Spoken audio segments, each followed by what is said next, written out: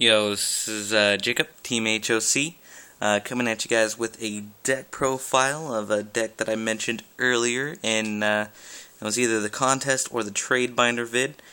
It's a heretic profile. Before I get into that, just want to mention that at this point we only have 9 likes on the contest video for the dual player Order of Chaos mat. Also, decided to see if we can, put some sleeves. Thinking maybe, like all I have is Ultra Pros in my area. Maybe like an Ultra Pro deck box and sleeves for 2nd place, and then 3rd place just the sleeves. And then, first obviously the mat. Again, just there should be a annotation up here for a link to the video for the contest. Just need 6 more likes so we could get that going. If the idea for it is, maybe too much work for the prizes, or it's just not something that you guys will feel that you want to do, which was basically sending me a video to upload on my channel. Whoever gets the most likes gets the prizes, kind of first, 2nd, 3rd kind of thing on how many likes it gets. If that's something that you don't think is going to be beneficial or is going to happen, let me know. We could maybe change it up to a different type of contest. Just thought that would be kind of cool for everybody involved. Anyways, again, up here, probably going to take off the trade binder video because never did any trades and it's changed since then, obviously. But anyways, on to the deck. Let's see. Get some focus in there, sorry. Okay, anyways, so to start it off, we have 3 Sues. Basically, this is going to be the card that you tribute the other 2 for.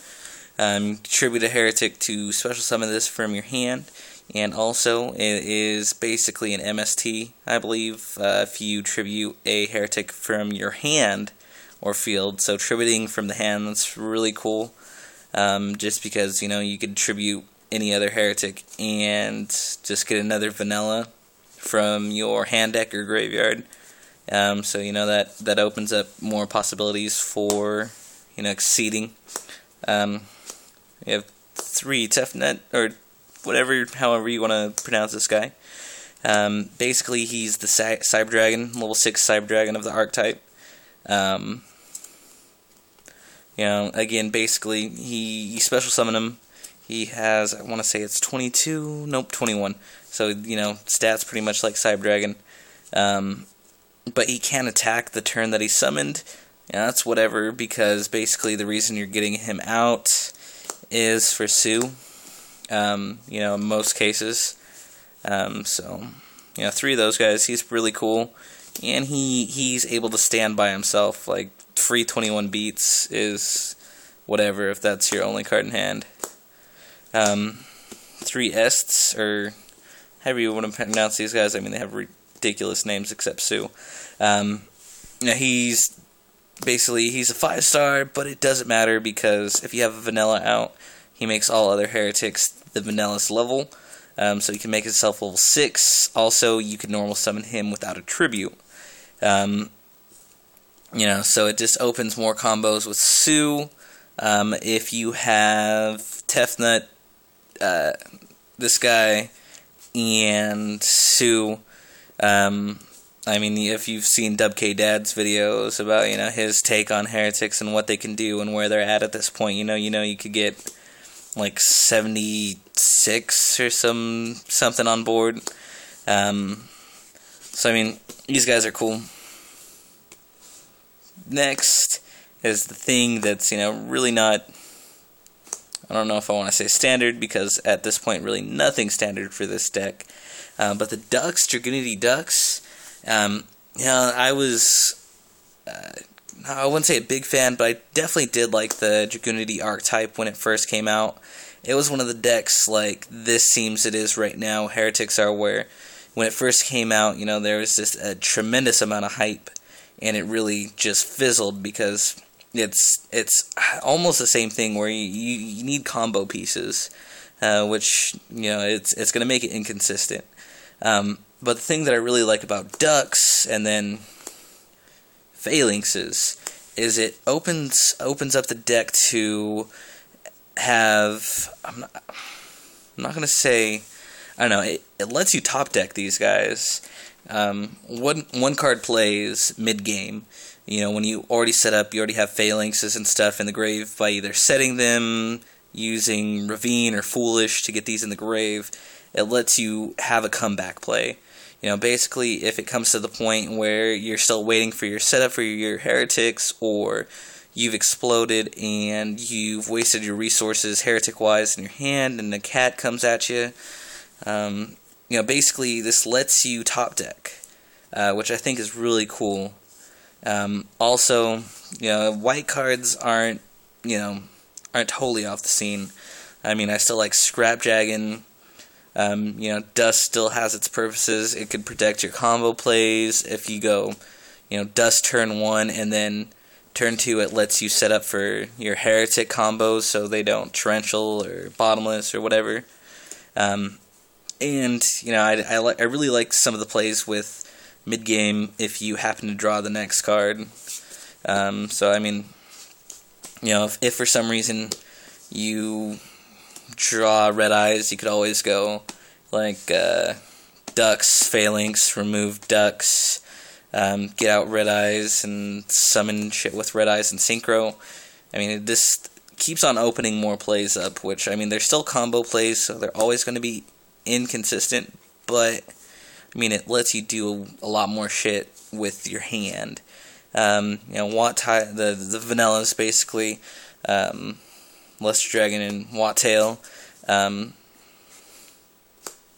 mean, you run this guy so they don't like chain disappearance, I guess.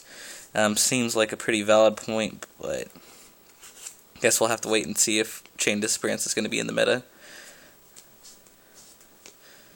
Veilers, sometimes you don't want to, but they are a necessity at this point for, pretty much everything.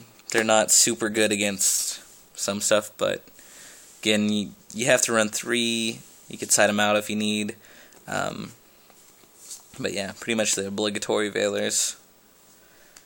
The Rhoda of the deck lets you search out your combo pieces for your heretic plays. It's pretty ridiculous. I mean, anytime a Konami puts out another Rhoda, I mean, look at Smoke Signal and stuff like that. I mean, if the archetype gets good, this is going to be one of the first things to go, I think. But I guess you're just going to have to wait till Gustav Max comes out, which opens up the, like, hella OTK plays. But anyways, he's cool. He's a cool guy. MST, got to do Trip because it is a combo deck. So you need to protect your plays. You need to, just watch out for what they have back row, chains and shit. Ravine, not 100% about the number. I was running at 3, but I think that because you're running Foolish and you're running 2 phalanxes, 3 ducks, like, I just really don't know if 3's needed. I think 2 might be better. Yeah, they might MST it, but they might MST anything else. Yeah, it's kind of a 50-50. I think this is definitely going to be something that I'm going to have to play test, or, I mean, definitely tell me what you guys think. If this needs to go up to 3, stay at 2. If you think dragunity is shit and shouldn't be in here, whatever. And then, again, just kind of the obligatory stapes. Need those guys. Foolish for the phalanxes. I mean, I guess I could see Foolish versus the 3rd Ravine. But this is still going to be a one card phalanx, which is cool because, I mean, if it's going to be a Ravine, you're going to have to pitch shit in your hand, and it could get MST'd, and all sorts of shit could happen. You can display Foolish. So that's spells. Moving on to the traps, warnings, torrentials, and just blowing shit up, waiting for your combo to come out. Bottomless, At this point, I'm playing bottomlesses, but they're probably going to be switched to Fiendish Chains. Once I could get a hold of them, I'm probably going to enter the Battle Pack tournament a couple times, or coming up. The Last Judgment. So Solemn Brigade, Trenchals, and Randy Shenanigans in there. So that's the deck. Definitely still a work in progress. There's other cards that I've tried out. Tried it with upstarts to, try and make it more consistent. It was kind of cool, but upstart. It feels like you're wasting 3 spots to make it pretty much a 37-card deck. Adds consistency, but you always feel like you could use it for more productive stuff. Tried it with just, instead of running all the traps, running Treacherous Trap Hole. That's where I was playing the upstarts. And, you can move more stuff in there. So, definitely let me know what you guys think of the deck. If you think, it'd be better just dropping the 7 dragunity cards and filling them with something different. Don't have card D's. Actually traded the one that I have for some, playable stuff that I could actually use. As far as the extra deck goes right now, 1 Bouncer, 1 Gaia, Utopia. I'm probably not going to play this guy, but I wanted to put him in there anyways. The Synchros, and Chimera just cuz. This is obviously what I'm lacking. I can't play it in tournament. Missing 3 atoms or atoms. I'd probably have to do 3 Vadriana. And then I don't know. It's not 15 cards or 15 sleeves in there, but obviously I'm going to need those 6 cards. Probably would run. I could probably take this dude out. Another Gaia would be really cool. I need another level 8 Synchro, just because if you're going to run 3 Ducks, 3 Vadriana, and you're not going to just run 2 level 8s, I'd probably... Honestly, I was testing Red Archfiend Dragon, which sounds really trashy, but... Anyways, there's still a lot of stuff. Extra deck space could be used better. I just don't have the stuff for it. But yeah, Dragunity, Heretic Dragunity. Tell me what you think. Thumbs up. I'm gonna try and do some more deck profiles, but life be busy. Again, definitely check out the contest video. Tell me what you guys want to see if you don't like what it is right now. Again, definitely add in some additional prizes in there just so we could get this rolling. But anyways, this is Jacob, Team HOC. Comment, rate, subscribe, and peace.